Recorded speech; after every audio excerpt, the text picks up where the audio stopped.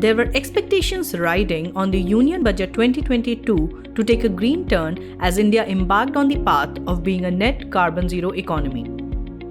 While Finance Minister Nirmala Sitharaman did make energy transition a key focus area of her infrastructure development plan, budgetary grants did not reflect that intention. In order to tap the interest of investors in the growing green energy space, the Finance Minister said that sovereign green bonds will be issued for mobilizing resources for green infrastructure. She said the proceeds from the issuance would be deployed in public sector projects that help reduce the carbon intensity of the economy. This buoyed the market to some extent.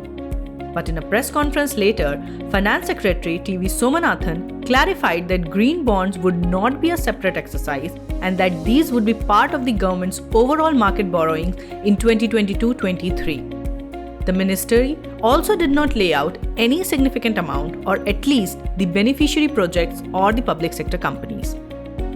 Making low carbon growth a pivot of development, the budget proposed various near-term and long-term actions in solar power manufacturing, circular economy transition, and transition to a carbon-neutral economy.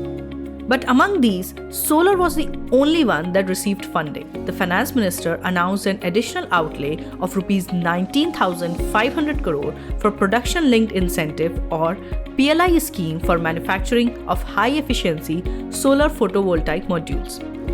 India's solar industry is largely dependent on imports, with close to 75% of the country's solar capacity built on Chinese solar equipment. The Indian government has in the past tried to reduce imports and push domestic manufacturing, but it hasn't scaled up to the level of growth of solar power capacity addition. In the first round, concluded in November 2021, 3 companies won the PLI tender for setting up 4 GW of manufacturing each. These were Reliance New Energy Solar, Jindal India Solar Energy, and Shirdi Sai. To accommodate more bids that came in, the government increased the corpus of the solar PLI scheme. Additionally, a basic custom duty of 25% on imported solar cells and 40% on solar module, which is the finished product, would be enforced from April 1. While this has cheered local producers, there is still a risk of solar tariffs going up.